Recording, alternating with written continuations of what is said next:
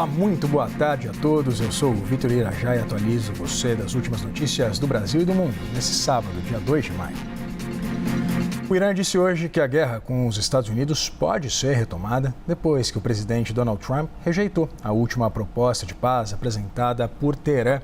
Uma autoridade do Irã afirmou que os Estados Unidos não estão comprometidos com as negociações. Quem tem os detalhes é a nossa correspondente Mariana Janjacomo, falando ao vivo de Washington. Mari, seja muito bem-vinda e boa tarde. Oi, Vitor, muito obrigada. Boa tarde a todos. Vitor, foi a fala de um general iraniano que está repercutindo bastante e trazendo, então, sinais de que a guerra pode ser retomada, já que nenhum dos dois lados parece disposto, a conciliar interesses, a colocar um fim, de fato, definitivo nessa guerra, tanto os Estados Unidos quanto o Irã, com falas muito ameaçadoras nesse momento. O general iraniano Mohammad Jafar Assad disse que as evidências mostraram que Estados Unidos não estão comprometidos com nenhuma promessa ou acordo. Ele também disse que medidas surpresa estão planejadas para o inimigo além da imaginação deles, ou seja, uma fala realmente muito ameaçadora, assim como Donald Trump ontem, antes de sair daqui de Washington para ir para a Flórida, disse também que só havia duas opções possíveis: fechar um acordo com os iranianos ou destruir completamente o país. Não é a primeira vez que Trump faz uma ameaça como essa, lembrando que ele chegou a ameaçar dizimar uma civilização inteira, mas o que a gente percebe é que os iranianos continuam resistindo e do lado dos Estados Unidos há essas ameaças e negativas para as propostas de acordo que o Irã vem enviando. Então é uma situação de impasse. Ao mesmo tempo existe um cessar-fogo cuja extensão Donald Trump anunciou de forma unilateral na semana passada. Essa guerra está custosa para os Estados Unidos, custosa em termos financeiros e políticos, bilhões de dólares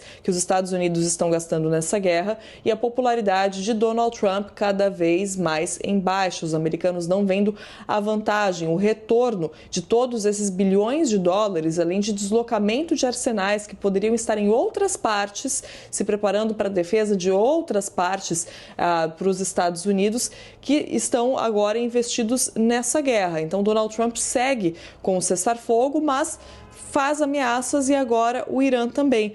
Donald Trump disse ontem que não gostou da proposta mais recente enviada pelo Irã e não disse exatamente o porquê de não ter gostado, não disse o que ali que desagradou tanto, mas a gente sabe que um dos principais pontos de impasse é a questão do programa nuclear iraniano, que o Donald Trump quer discutir agora e os iranianos querem falar apenas depois. Então fica essa situação difícil, complexa e com tons cada vez mais ameaçadores de ambos os lados, Vitor.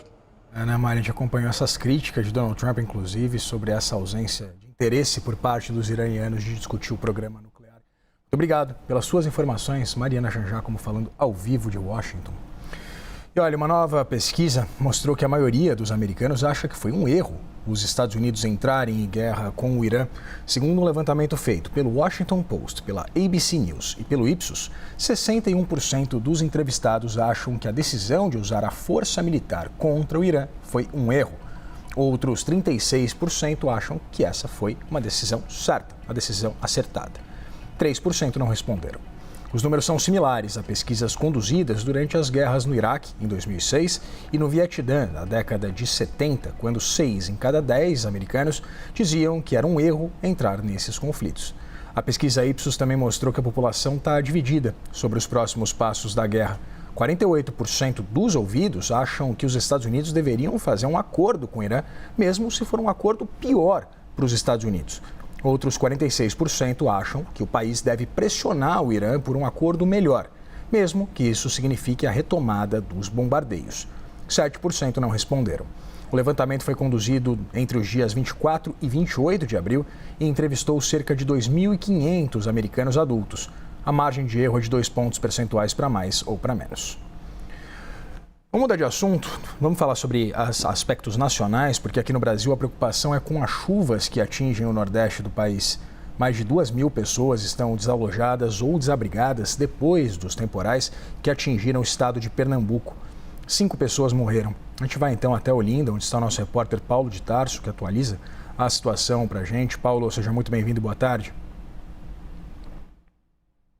Olá, Vitor. Boa tarde para você, boa tarde a todos que acompanham a programação nesse momento. Infelizmente, confirmado o 5º óbito do temporal do Recife também, da região metropolitana. Muita chuva, da quinta para sexta, também de ontem para hoje, aqui na região metropolitana do Recife, né? O 5º óbito confirmado da criança de 1 ano e 6 meses, Maria Helena da Silva. Ela era filha de Jaqueline Soares, de 24 anos, que morreu ontem em função do deslizamento de barreira. E também morreu o filho da Jaqueline, o Riquelme Soares, de 7 anos. Então, da família, são 3 óbitos confirmados de ontem para hoje. A mais recente, então, a bebê de 1 ano e 6 meses, que deu entrada na emergência do Hospital da Restauração, não resistiu e a morte foi confirmada neste sábado. Lamentavelmente, deslizamento que aconteceu na localidade Dois Unidos, que fica no Recife. Outras 2 pessoas, mãe e filha, também morreram em Olinda, né, de onde falamos nesse momento. A nossa reportagem está localizada no chamado Canal do Fragoso. O nível do canal não está alto porque a chuva deu uma trégua aqui no Grande Recife. Mas quando chove, esse canal transborda e gera realmente um transtorno muito grande. Muita gente desalojada, desabrigada, são mais de 2.000 pessoas em situação de emergência e o estado em alerta total, indicando para que pessoas em área de risco saiam e, no possível, né, na medida do possível, elas possam ir para uma área de mais segurança para evitar o pior. A previsão do tempo indicou para este sábado chuva de moderada a forte, mas, repito, não está chovendo na região nesse momento, que dá uma certa tranquilidade para os moradores. Claro que fica a nota triste, a morte da bebê que foi confirmada neste sábado. Inclusive, até a gente andou circulando aqui pelo bairro e pela cidade, percebeu que funcionários da prefeitura local estão mobilizados para, por exemplo, limpar o canal, tirar mato, tirar lixo, para evitar um acúmulo e que isso possa se agravar com a possibilidade da chuva voltar durante esse final de semana. Vamos acompanhar um depoimento do senhor Josiel, morador da localidade, uma vítima atingida, sempre perde tudo quando a chuva vem com mais velocidade aqui na região. O senhor Josiel está falando conosco. A gente tem água na casa da gente, a gente perde móvel, perde muita coisa. Aí já não tem nada, né? Então já não tem nada. Aí pronto. Aí quando dessa chuvada boa, que é mandado por Deus, né? E aí o que acontece é isso aí. Toda vez que dá essa chuvada, ontem mesmo o rio transbordou, né? Que é muito difícil transbordar, já faz muito tempo que não transborda. Ontem transbordou, mas vai fazer o quê, né? Então, agora mesmo eu estava lá na minha casa ajudando meu vizinho a lavar a casa e arriar os móveis. Quem mora aqui nessa redondeza perde móvel, perde televisão, perde tudo. E o governo da Paraíba decretou estado de calamidade pública depois das fortes chuvas que atingiram o estado. Algumas cidades registraram os maiores volumes de chuva dos últimos 30 anos. Essa matéria está em destaque no site da CNN Brasil. O governador, Lucas Ribeiro, mobilizou uma força-tarefa para coordenar uma resposta emergencial. Cidades como Alhandra, Mogeiro, Pilar e São José dos Ramos registraram índices recorde de chuva. Trechos de rodovias estaduais nessas regiões foram comprometidos. Mais de 60 bombeiros foram deslocados para as áreas mais críticas. Equipes também monitoram comunidades em Rio Tinto, no litoral norte do estado, por causa da elevação dos rios por lá. A gente fala agora sobre política, porque o ex-presidente Jair Bolsonaro está evoluindo bem da cirurgia realizada ontem no ombro direito. Essa informação é do ortopedista da equipe de Bolsonaro, Alexandre Firmino, realizada à CNN. Ele também disse que o ex-presidente está fazendo tratamento com fisioterapia motora e pulmonar e está respondendo de forma adequada. Se continuar assim, o ex-presidente tem previsão para voltar para casa na próxima segunda-feira, no domicílio dele, onde ele cumpre pena de 27 anos e 3 meses pelo plano de golpe de Estado. O procedimento no ombro foi realizado no manguito rotador e em lesões associadas que teriam sido afetados depois de uma queda em janeiro, quando ele estava na Superintendência da Polícia Federal em Brasília. E a Câmara dos Deputados vai ter uma semana bastante cheia. O presidente da Casa, Hugo Mota, convocou 2 sessões extras no plenário para discutir o fim da escala 6x1, para acelerar a análise da proposta que tramita em comissão especial. Nossa repórter Aline Beckett traz os detalhes e perspectivas para os trabalhos na próxima semana. Aline, seja muito bem-vinda e boa tarde. Oi, Vitor. Muito obrigada. Boa tarde a você e a todos que nos acompanham. Pois bem, essas reuniões deliberativas no cronograma da comissão de fato.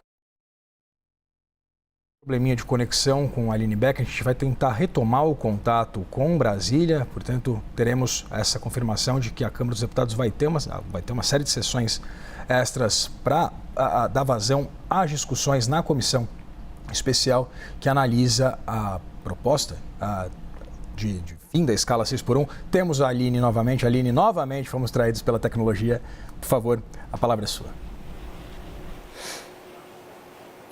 Obrigada, Vitor. Agora sim, pois bem, essas reuniões deliberativas, como eu estava contando, já conta como prazo regimental dentro do cronograma da comissão especial. Lembrando que o cronograma vai ser analisado nesta semana, mas o presidente já pode incluir essas reuniões deliberativas para acelerar essa tramitação. É claro que essas sessões marcadas para sextas e também para as segundas-feiras fogem um pouco do padrão da Câmara, que geralmente prevê votações de terça a quinta-feira, mas a comissão, pela regra regimental, tem até 10 sessões de plenário para poder fazer a apresentação de emendas dos parlamentares. Posteriormente a isso, o relator, deputado Léo Prates, do Republicanos da Bahia, vai fazer a coleta dessas emendas, apresentar o seu parecer, já também com uma expectativa de inclusão dessa proposta na pauta. Eu relembro que essa comissão foi instalada na última semana, na última quarta-feira. Agora, essa semana terá o cronograma, o plano de trabalho analisado e já com a votação também de requerimentos. Dentre esses requerimentos estão convites a trabalhadores, representantes sindicais e também ao próprio representante do governo federal, ministro da Secretaria-Geral, Guilherme Boulos, para participação na comissão. Essa proposta, eu relembro que é tratada como prioridade pelo governo federal. O governo apresentou até um projeto de lei também com urgência constitucional, mas o presidente Hugo Mota decidiu dar um encaminhamento nessa proposta em formato de PEC, assim como já havia sido sinalizado pela Câmara desde o início, definido, melhor dizendo, pela Câmara desde o início. Nessa comissão especial, então, os parlamentares vão debater as 2 PECs, de Érica Hilton e Reginaldo Lopes, discutir especialmente os impactos no setor econômico e também no setor produtivo. E a expectativa é de uma votação na Câmara, no plenário, até o fim de maio. Posteriormente a isso, passam a tramitação para o Senado, que deve ser concluída até o fim de junho, já porque no próximo semestre a gente tem campanha eleitoral. A gente segue por aqui acompanhando toda essa temática. Vitor. Obrigado pelas informações. Aline Beckett falando ao vivo de Brasília. Fala agora sobre esporte, porque 5 jogos abrem a 14ª rodada do Brasileirão hoje. No Newton Santos, o Botafogo abre as partidas do dia ao receber o Remo, que é vice-lanterna da competição. Na sequência, Palmeiras e Santos protagonizam o Clássico da Saudade no Allianz Parque, em um duelo de realidades opostas na tabela. No mesmo horário, no Barradão, o Vitória encara o Coritiba. Mais tarde, é a vez do Grêmio visitar o Atlético Paranaense na Arena da Baixada. E por fim, no Mineirão, o clássico entre Cruzeiro e Atlético Mineiro encerra o dia. Essas foram as principais notícias de momento. Fica agora com o Hot Market aqui na CNN. A gente se encontra daqui a 1 hora, na próxima edição do Boletim Agora CNN. Pense bem, pense CNN.